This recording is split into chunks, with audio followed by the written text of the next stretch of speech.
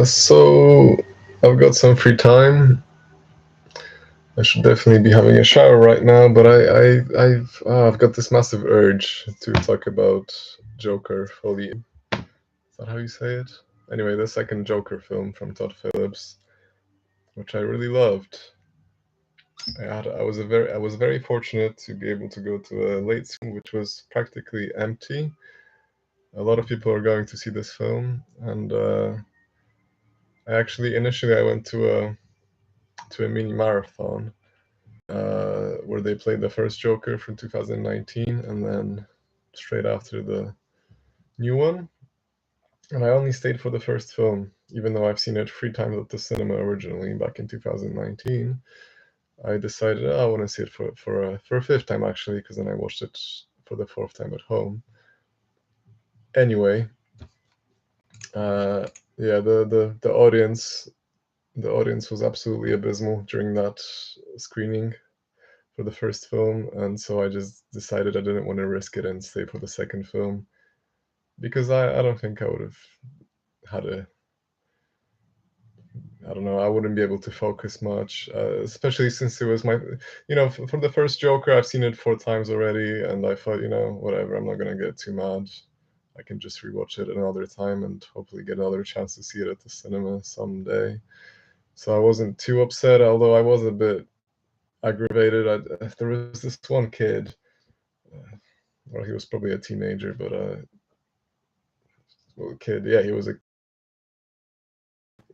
like morbidly obese. I'm not even exaggerating. He was morbidly obese. I have no idea where his chin started or ended. It was just like this thing that went like that.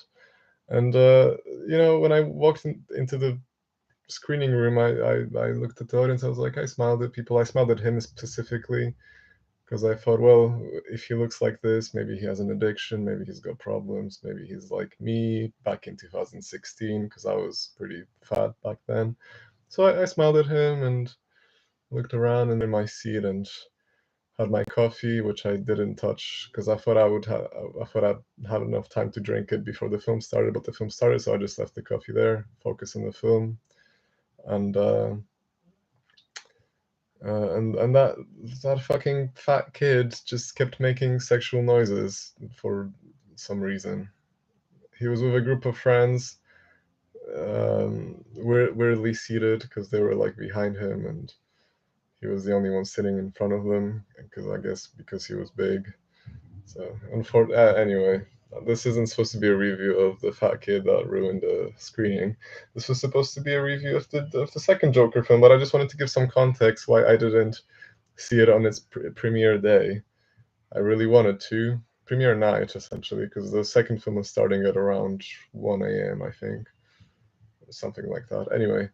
Um, anyway, I despite the disruptive audience, because the fat kid wasn't the only, he was the worst, but there were more people behind me that just kept crumpling their junk food for the entire running time of the film, which was unbearable, even during the really emotional, hard-hitting scenes, which was annoying.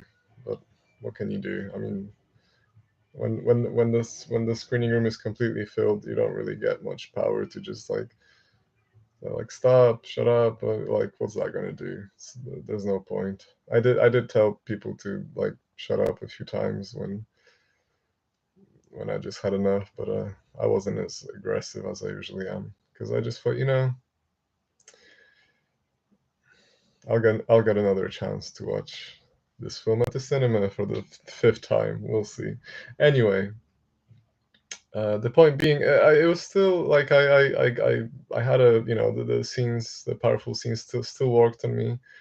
Um, I still love the first Joker. It's been years since I've seen it, and I still love it. Uh, it's an emotionally complicated film with a very sort of straightforward and simple story, and it works. I think it really works. I think it's a great balance of um, sort of being psychologically uh, what's the word, challenging, but also accessible for a wider audience, which is great. That's what I love. I love when you can communicate sort of a hard story, like something that's difficult subject matter, and make it accessible. That's great because that's giving the world a chance to be better, basically. Like if people can sit for a film that otherwise they may never even consider watching, and perhaps it's something sticks in their heart or mind, and they become more empathetic to people like Arthur Fleck. Arthur Fleck. You know, when people can be more sympathetic, maybe even empathetic, that's great. That's great.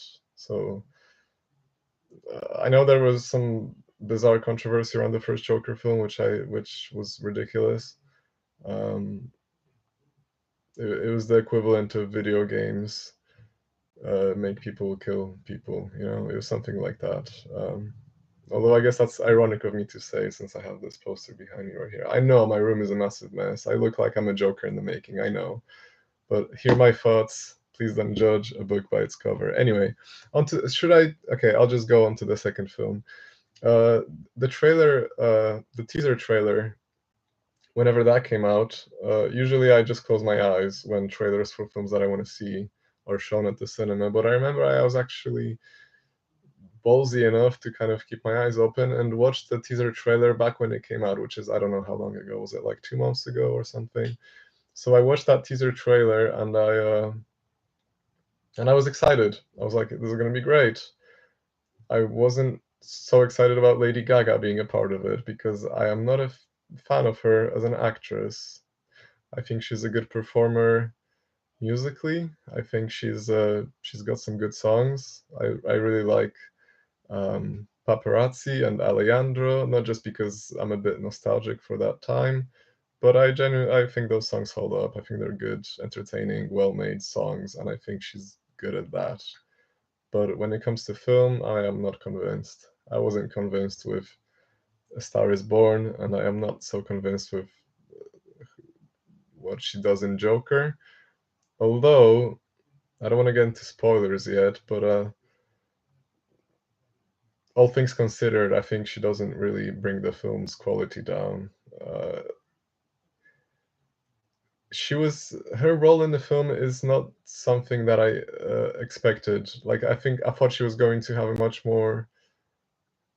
I thought things were going to be I thought things were going to be different, judging by the trailer, and I was glad they were not the way they were advertised. Basically, um, yeah, for the better. I think it came out. I think but and that's another point of discussion because I hear people are complaining that the trailer is falsely advertising what the actual film is, that it's completely different. I don't think that's true. I think it does suggest more of a accessible blockbuster type of film, the way the first one I guess kind of was. It's much more tight. It's much more the story's simple. It moves along very, that which is great.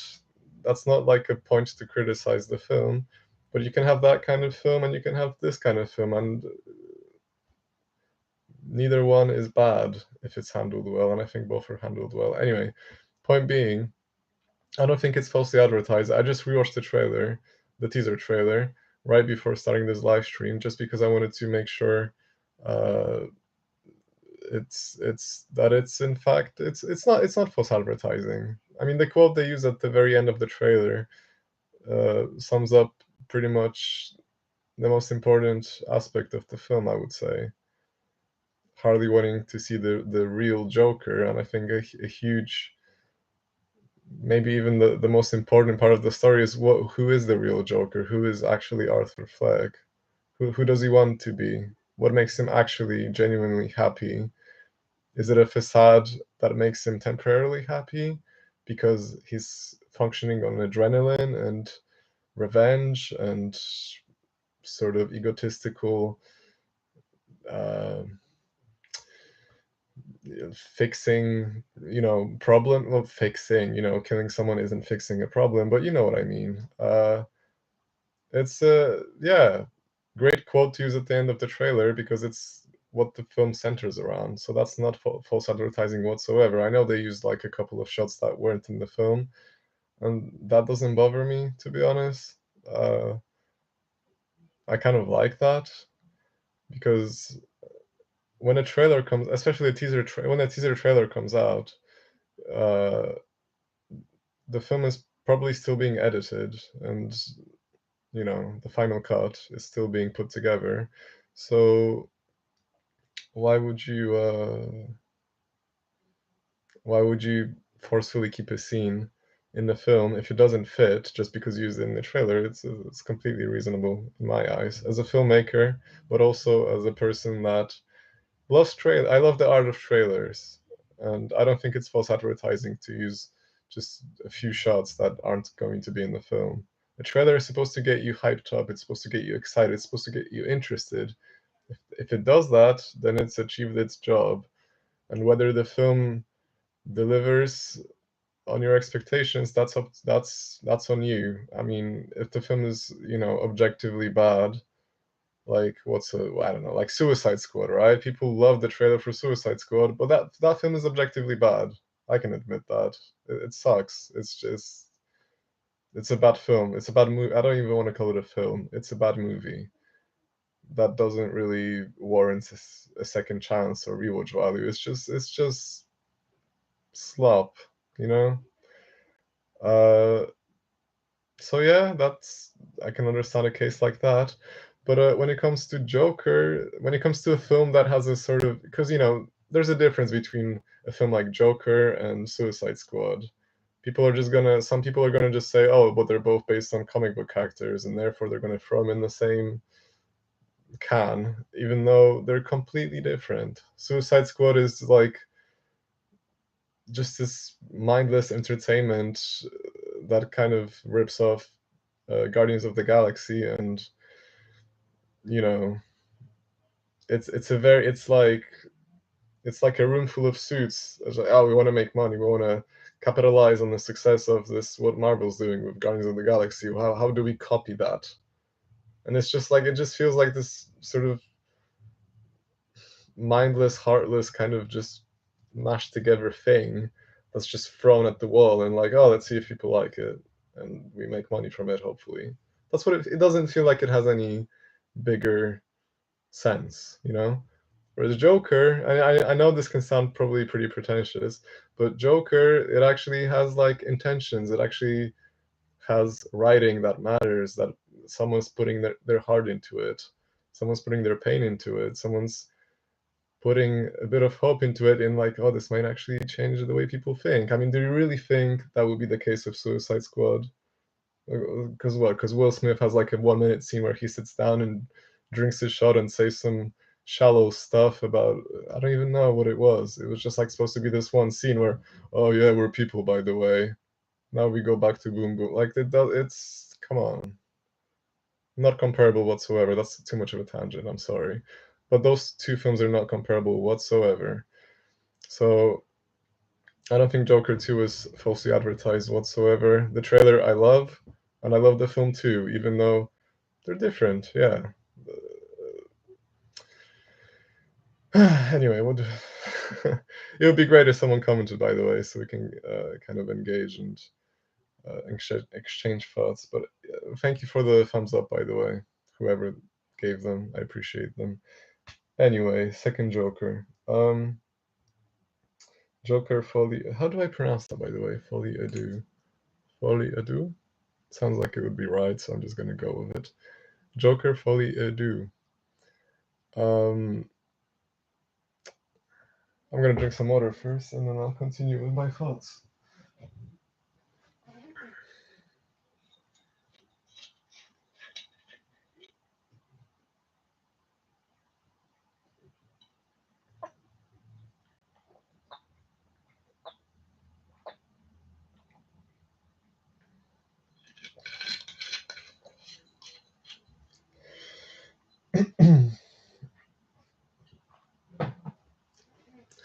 It's kind of I have a lot of thoughts, but a lot of the thoughts that I have are spoiler filled, and I don't know if I want to just straight up go into really massive spoilers for the film that give away a lot.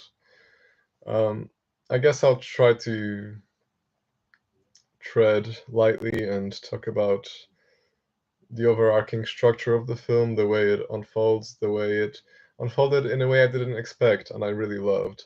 Uh, I remember, based on the teaser trailer, I thought the film was not going to take much time inside the prison, which I would have, which I thought to myself, oh, I would love to see some hardships in the prison. That's always a great space for film and character building and you know.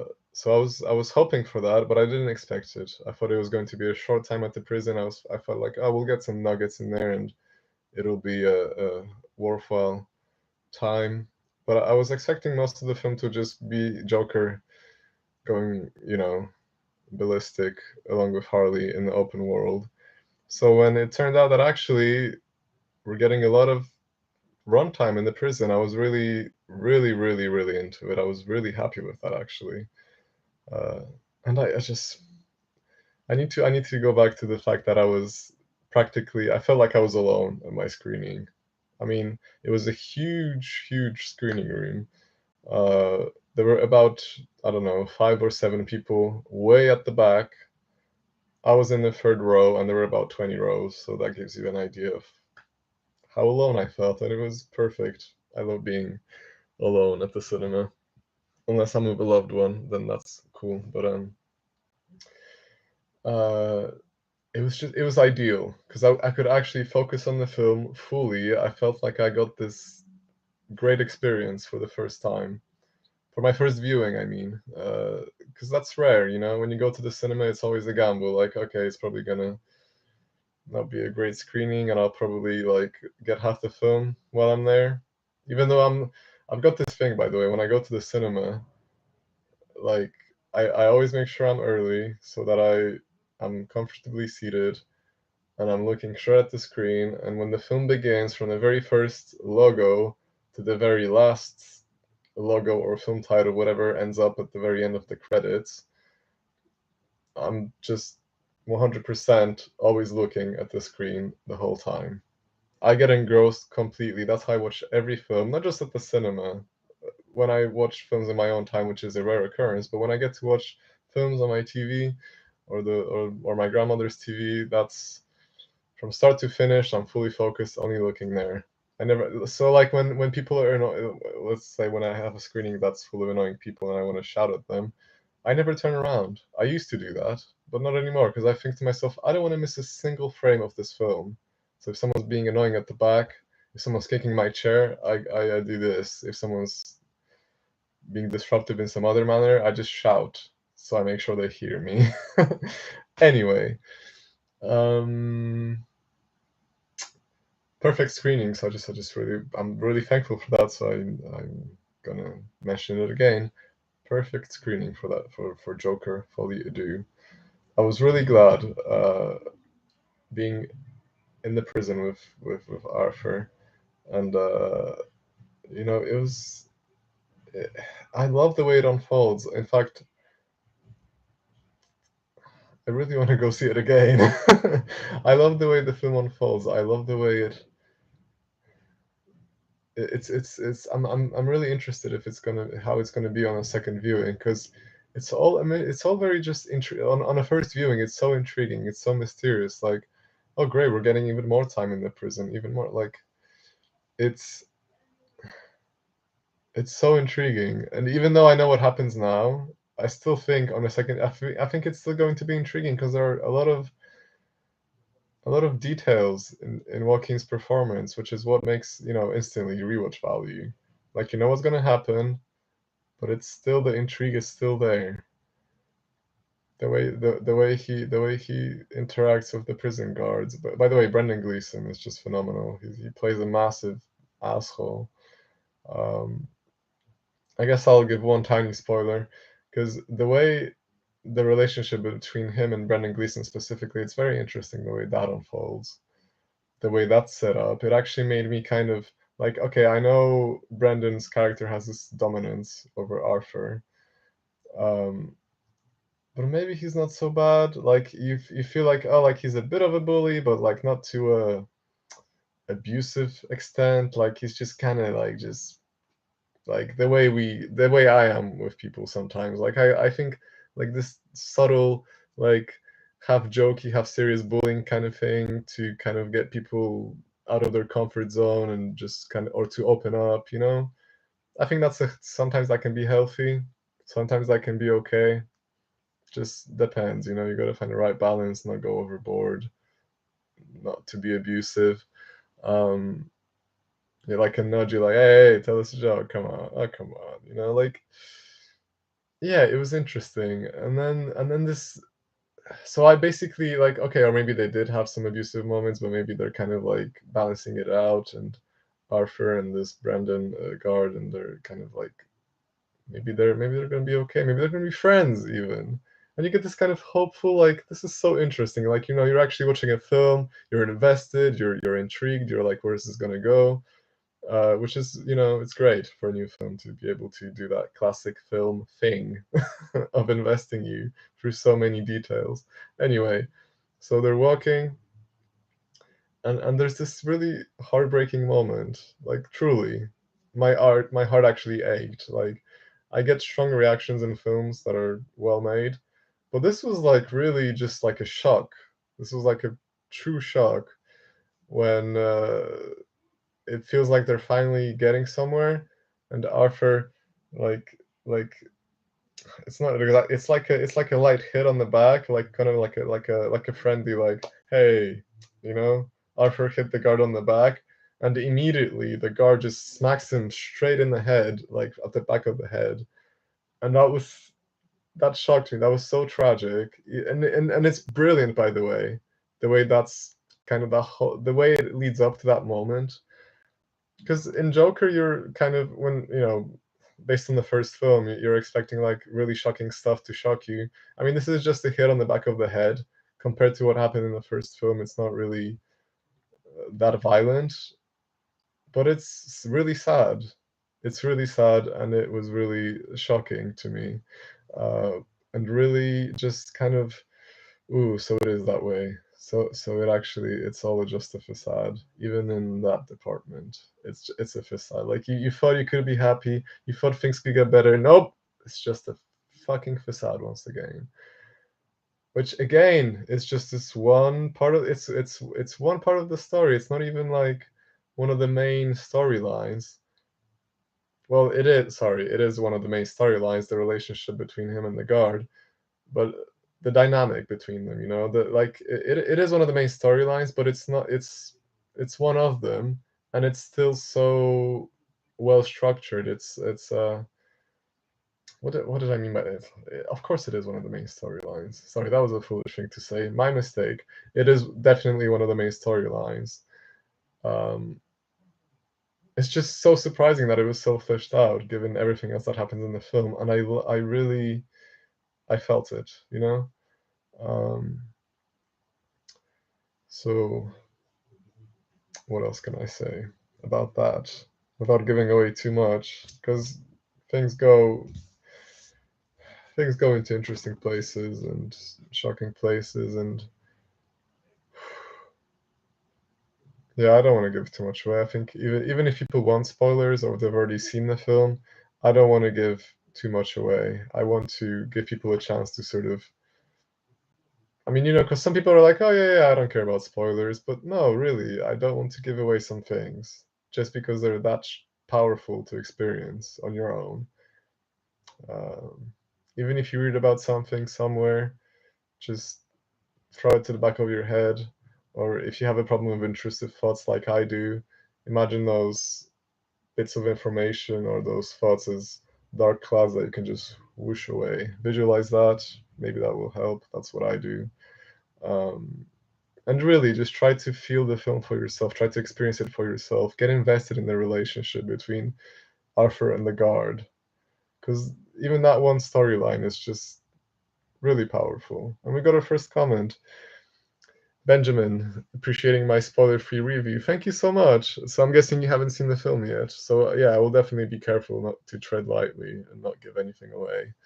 Um, Thank you for joining, by the way.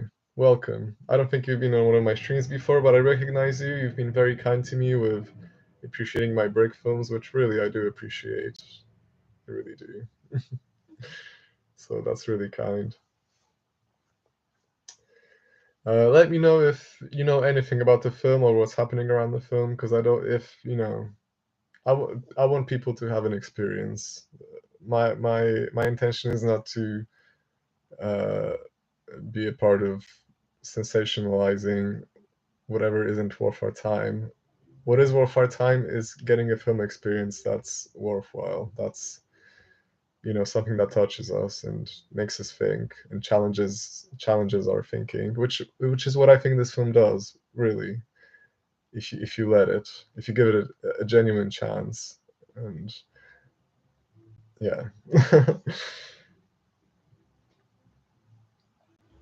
Give it a genuine chance and don't be so stubborn when it comes to expectations. Yeah, I think that's a good thing to say for this film.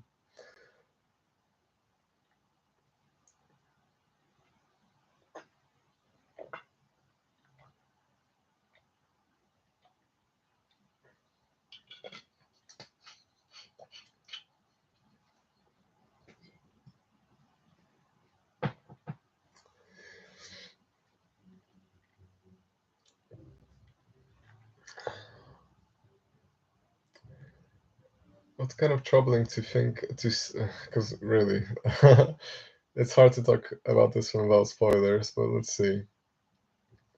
This isn't a spoiler, I don't think. Lady Gaga's role in the film, as I've mentioned previously, not a fan of her acting wise, and I was really just uh, what's the word? Uh, I was really skeptical about her being a part of this film, and even when the film was, even when I was experiencing the film,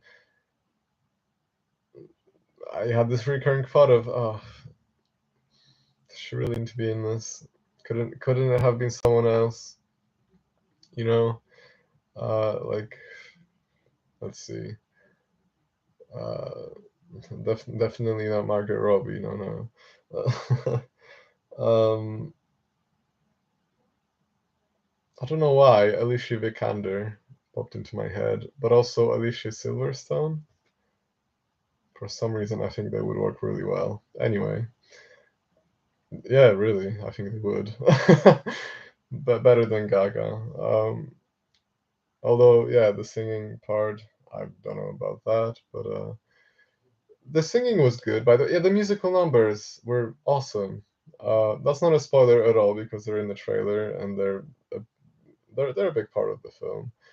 I like escapism in film, obviously. Uh, just the pure notion of escapism is, I thought, was a huge part of the first film as well. It's much more what's the word? It's brought into life much more vibrantly in the second film. By the way, the way this film begins is absolutely brilliant, and I don't think I want to give it away because it was a massive surprise to me. Just the very beginning of the film it's a miracle, really, in this day and age, and just I love it. Anyway, so good. I'm not gonna give it away. Just be prepared for something unexpected and something wonderful to start off the film. Yeah, but going back to Lady Gaga, yeah, yeah, I guess this could border tiny spoilerish area. I won't give away as to what actually happens, but I'll just hint at the fact that the trailer makes it out that she's a really big part of this film, when in fact she's still a big part of it, but not in the way we might think, and I think that's for the best. I think the way she fits the story works really well for what the story is communicating. I think it works for this day and age. I hope, I always give the benefit of the doubt when it comes to, how do I say this without sounding like a misogynist? I mean, I know I'm not, so I don't need to defend myself, but young teenage modern women, or just, okay, maybe not teenage, just young modern women, stereotypical young modern women, they have a huge problem, with Harley in this film. Why? Because maybe it kind of reflects something about them. There's a trend. There's definitely a trend that I see in young modern women nowadays, which is why I gravitate towards slightly older women, 30 plus. I find really attractive, and like they live true life, like they know what they're doing. They're much more emotionally open and not so cynical and not so manipulative.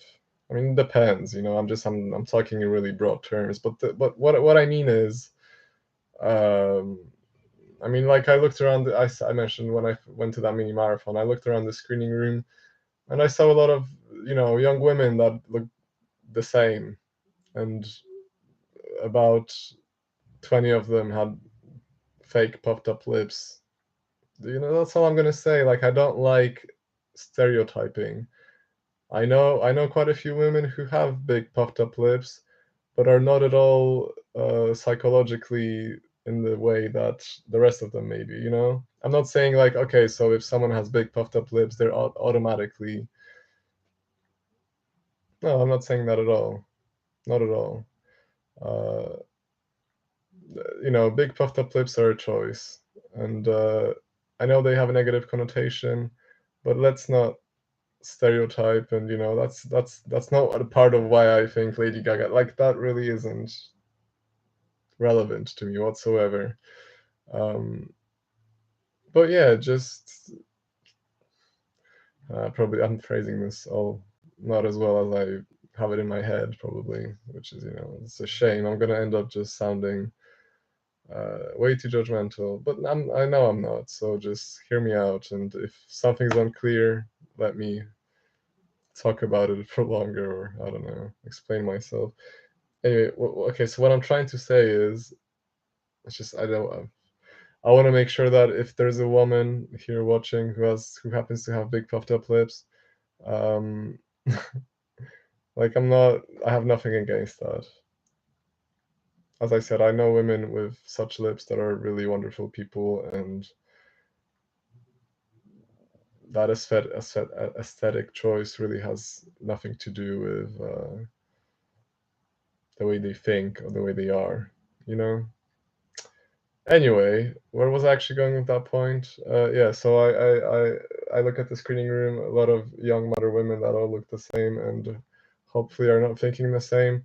But when I see the overwhelming hate, oh, okay, so trying not to talk about spoilers is really hard. Spoilers are what is happening around this film, although I think it's hard to avoid that. Because by the way, when Joker Folie ended, and I was walking out of the screening room, there was only one other person that stayed till the very end of the credits, because I'm the only one that ever does that. So I stood all the way to the end, and I um, I'm walking out, and there's this other young man walking out at the same time as me. And I'm so grateful for the screening. I mean, the film really, as I said, it hit me like a brick in the head, and it was just great because I love films that make me think. So I'm walking out of there just what a film, And I'm so grateful for the screening, the that I immediately just start talking to this guy. I'm like, what a pleasure to see this film with such culture, because a cultured person who doesn't rustle their junk food, or is talking, or is on their phone the entire time, or is being disruptive in some other way, just walking out the screening 50 times to piss or whatever. So I'm grateful. And so I say, what a pleasure. And he's, oh yeah, what culture? And I'm like, well, I felt like I was alone here. So it was, yeah, thank you for being a good person at the screening. And he's like, oh yeah, well, you know, and the first thing he says to me is, I was just on my phone just now during the credits, which is that's fine because I didn't see it, I didn't hear it, so it's fine, doesn't matter. But he says, and there are so many people are hating on this film. So many people, the reviews are awful because I think people expected a much more blockbuster film like the first one, and I'm like, oh, really? Because I knew nothing. I somehow avoided everything, and I knew nothing. I didn't know people were hating on this. I didn't know what the rating was. I was just I was just happy. I was just happy with the film. I was happy with the screening. I was happy with the film, and that was a genuine surprise. And but I was so satisfied that hearing what he was saying, I was just like, oh, I was surprised, but I wasn't even mad. I was just like, oh, really? Oh, wow. Well, I loved it. I'm very and actually my initial response when he said that, I said, "Oh, really? They hate it because it actually makes them think? Is that why?" And he's like, "Well, yeah, yeah, yeah. Well, people probably expected like a blockbuster, like more of the first one, and they got it. This was much more artsy, fartsy, or something like." He didn't say fartsy. He said it was more artsy. And I said, "Yeah, yeah, maybe, but I don't know. Like, yeah, maybe it was a bit slower or in places. I don't know. It still felt like it was very tight. It definitely lingered on things more than the first one. But I really enjoyed that. I appreciated it. Enjoyed is a might not be the right word. I mean, because it's a hard film. It's difficult subject matter. It's got very painful things to witness in it. So enjoy, is that the right word to use? It was a very fulfilling experience, I'll say that. But yeah, so hearing that from the other guy that was looking out the screening, I was just I was surprised, but at the same time I was just so satisfied that I wasn't even mad. I just thought to myself, well, that's strange. Why do people hate it? I mean, really, I was just a bit baffled. I was like, I was a bit. And then, on my quiet way home, just walking, gonna get in the taxi cab and just by the way, the taxi driver for that night was just absolutely hilarious. What a joker! What a joker! But yeah, it got me thinking. Still, even though multitasking with, I was just like, oh my god, do people actually hate this film because it says something about their behavior? Is it because of that? I mean, it really does seem like that. I mean, from what I've seen, I've looked at a few of the comments since, like, even before the stream, before I rewatched the trailer, the teaser trailer. I went down to the comments. I wrote a few things. I responded to a few comments, and it's just it's baffling. And I keep repeating it.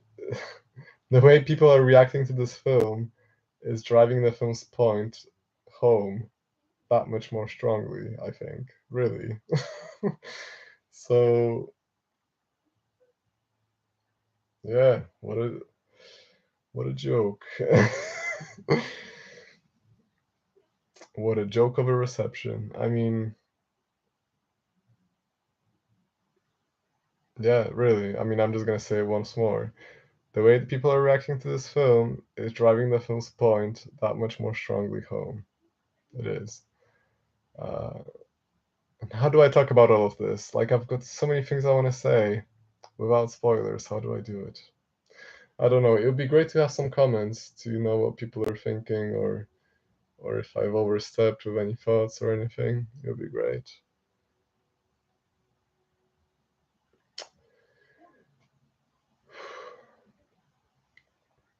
So I'll pause for a bit because I'm talking way too much and probably not saying as much.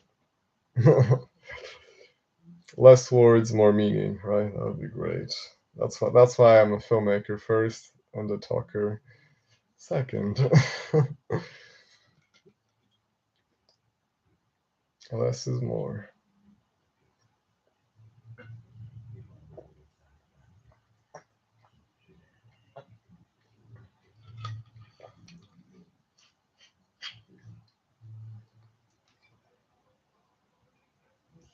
I'm gonna straighten out my legs a little bit. I know, my room is a mess. What is this? A Joker in the making? No, don't worry. I'm fine. Uh, okay, maybe fine is an exaggeration, but things will get better. I'm sure this will be sorted eventually. This month for sure, because I wanna put up more Halloween decorations. I'll film you today, hopefully. Maybe I'll have some energy to do some filming. Let's see what Benjamin has said. Got a new comment from Benjamin. Just looking forward to the movie, no other thoughts. Curious the strong negative reactions to it. Yeah, I'm sorry. I was trying to avoid talking about that so that you didn't have any preconceived, like, oh, this might be bad or whatever. But just trust me, it's a great film. Um, can I come? I mean, wasn't it kind of a similar situation with the first Joker film? Weren't a lot of people mad about it, and there was this whole controversy about it being kind of um, giving out the wrong message or whatever. I mean, it sounds like history is repeating itself, really. So I'm sorry about mentioning that. I really wanted you to go in without all of that bullshit, but I kind of assume that you've heard or seen somewhere even just the rating of the film. I don't know. So I thought maybe being aware of that and me confirming that it's bullshit would help, hopefully. Um, I was really lucky to avoid it. I had no idea. So yeah, I feel really blessed for the way my screening and experience unfolded. Um, Try to see it with as little of an audience as possible, I would say. If you can get a screening that's empty or almost empty, like I did, I think that's the best way to watch the film. Seriously. Um, which is, this is like a tricky thing. Like, I want the film to do well. I want Todd Phillips to uh, have support for this film. I want Joaquin to get all the support as well, and also all the other great actors, of course. Yeah, they were awesome.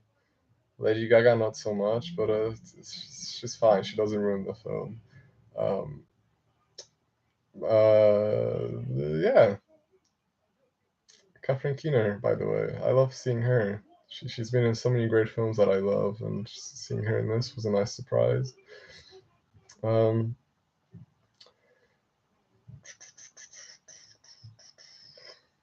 I'm just trying to think if there's any other like great films recently that have had a strong negative reaction. I don't know. This might be controversial, but Halloween Kills. Sorry, no, Halloween Ends as well. I don't know if Kills had as much of a strong negative reaction, but Halloween Ends I really enjoyed, and I remember that one people being quite mad about it. It's not really a compare. It's not. It's a different. It's different, obviously, but definitely much more comparable than, like, say, like, it's not Suicide Squad generic comic book stop type of thing comparison. Because Halloween Ends, I think, yeah, it's got a lot of psychological value. It gives stuff to think about. It's well made, well written. It's got some schlocky elements that I think are fun. So yeah, Halloween Ends is an example. I don't, although I'm sure, because I can understand people not liking that one. I really like it. Um, but it's, yeah, I remember that one being really negative reactions, and I was just like, oh, well, I liked it. So, uh, let's see what else. What else? What else? I don't know. It's hard to think of things. I don't watch that many modern films. Yeah. I wonder who the second viewer is. Two thumbs up and two viewers. It's curious. Um, Feel free to comment. Really, don't be scared. Don't be scared now.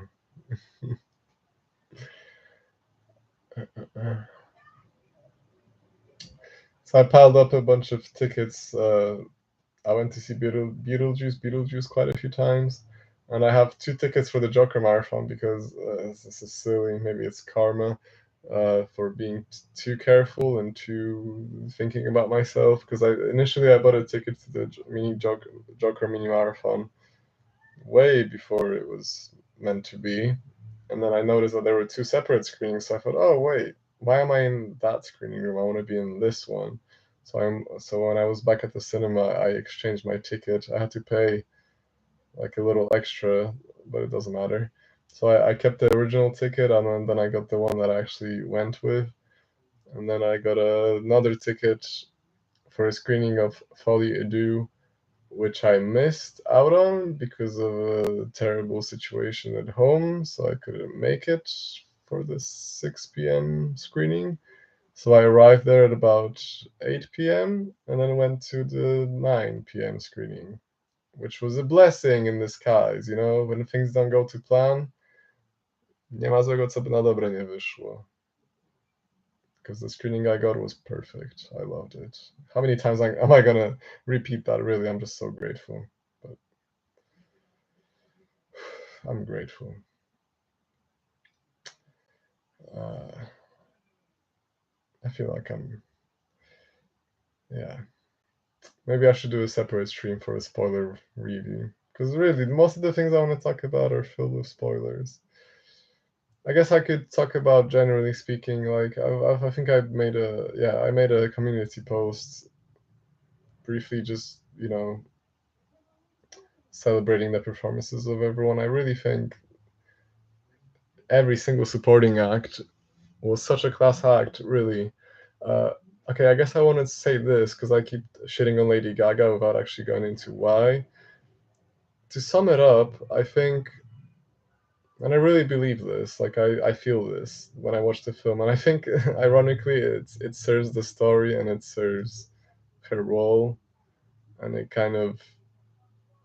works. It works for the story and it works for her role.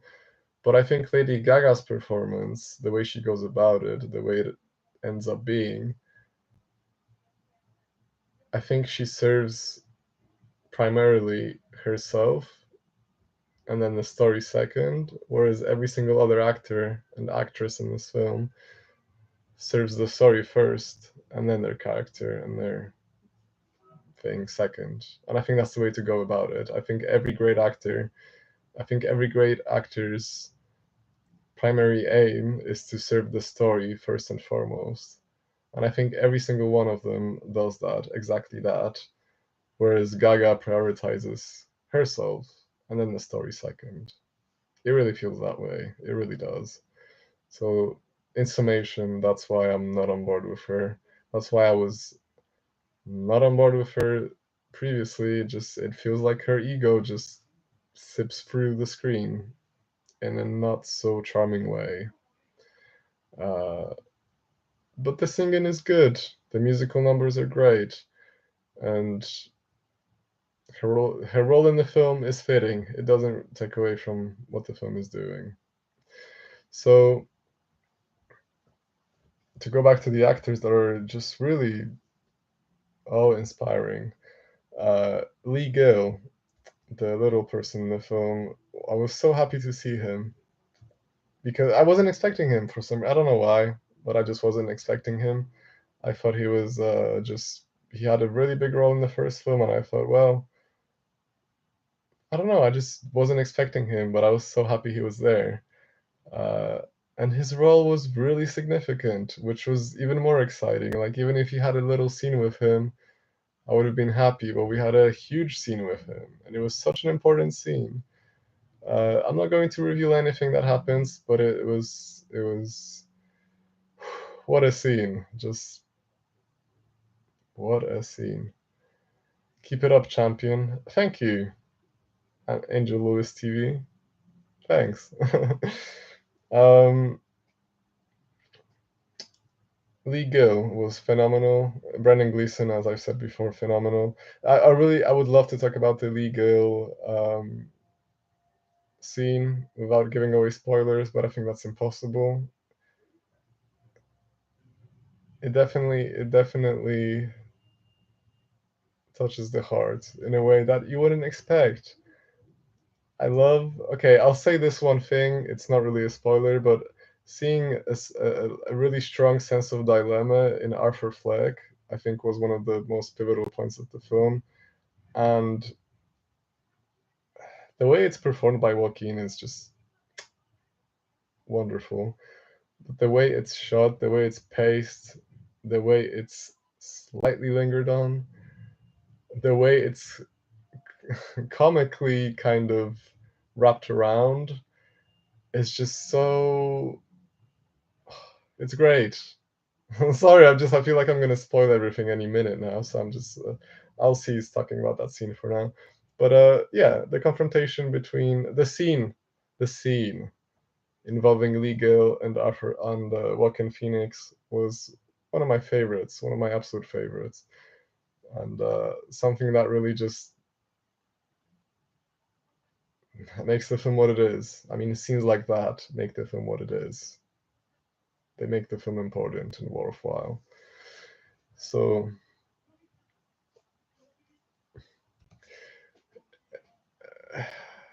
Brendan Gleeson, I would love to talk about more, but without spoilers, it's going to be difficult.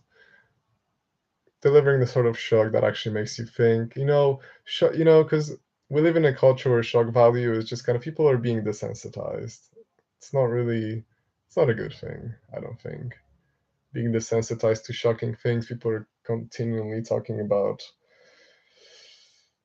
I don't know, cases of murder and rape as if it's just like everyday thing. It's not. It's awful. It shouldn't be an everyday thing, and it should be a hard-hitting thing. And I love when a film like Joker Folie Do, a franchise film, a film based on a comic book character, brings subject matter like that, difficult, really hard-hitting subject matter like that, handles it in a way that isn't exploitative. It isn't shock value for shock value. It's shock value that actually delivers meaning and actually holds weight and isn't just, oh, it's happening to manipulate the audience. But that's not the primary aim at all. Uh, I love when the film shies away from showing certain things, just heavily implying. Uh, that's respectful to the subject matter for me, I think. Sometimes I think it's appropriate to show things, and other times I don't think. I mean, it depends, really. It depends on the film, it depends on the scene, it depends what's leading up and what comes after.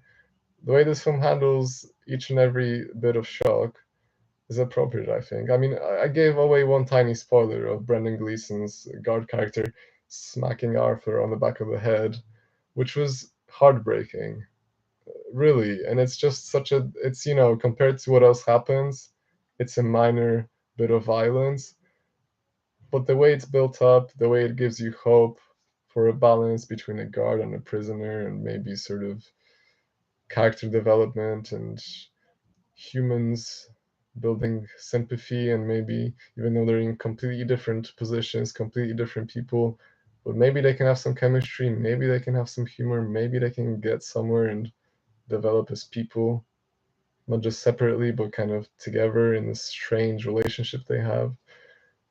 The way the film builds up hope for that and then just smacks you in the back of the head, it's great. It's really sad. It's really sad. And it hit me. It actually made my heart ache. But I mean, it's great in the way the film communicates. It's great in the way it's made, in the way the filmmaking brings you to that moment. And there are so many moments like that in the film. So many moments that are just cinema. It's pure cinema, really. I mean, I remember watching the first Joker and just being like, "This is that that scene in the train, pure cinema. It's just the music, the visuals, the acting, the pacing, the just everything, every single element just works." And I think a lot of Joker Folie You Do functions in that exact same principle of story first, characters, cinema. Really, I mean, I'm not exaggerating, and I'm speaking from the heart. So hopefully it reaches people's hearts as well. Reaching an hour already, and I don't feel like I've said enough in terms of actually saying things. I know I've repeated myself many times, but that's what's going to happen in this type of format. That's just something to expect.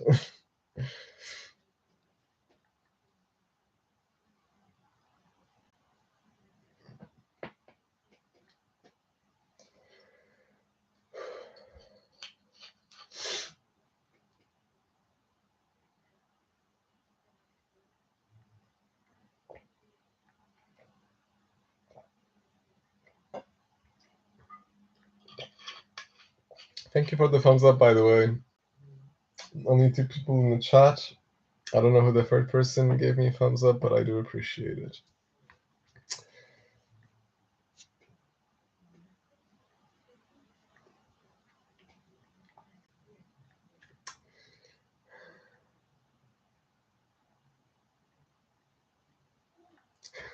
By the way, this was one of those experiences that actually, the shock lingered from every single bit of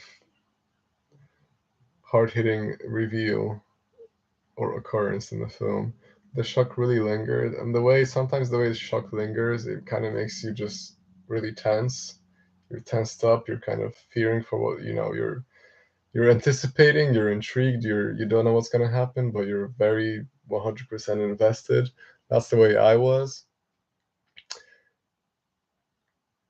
And when the film ended, when the credits started rolling, by the way, a very smart decision to include a specific singer for the credits, and the words of the song, the way it all tied together in a neat bunch, made me cry during the credits. So I think that's a testament to how powerful the actual film is, as a whole, because yeah, sometimes the film, most of the time, I cry during like the scene as it's happening. But this was so intense. I was actually quite tensed up. I get a bit of a breather, get a bit of hope going again, get a bit of intrigue, get a bit of confusion, get a bit of dilemma, a bit of worry, a bit of excitement, a bit of stress, a bit of everything, right? And it was all just happening, and it was all too much to process to let out those tears which were building up all the while. So when the credits were rolling and that particular song, those particular words being sung by that particular person, made me cry, and it was just beautiful. So I think I'll actually end it on that for now, because since I'm reaching an hour, I think I've said enough without giving too much away. Uh, and yeah, I was planning on saying so much more. So stopping myself from giving away spoilers, I think, was a good intuitive decision, because really this hour could have been filled with many plot details and many character turns and uh, just everything I appreciated about the film. But I stopped myself for the better, less is more. The less people know, the better. If you haven't seen the film, please give it a chance. Please ignore the reactions that, for the most part, I think are not warranted. Um, the film warrants attention and patience and thought and love. So let's guide ourselves with those.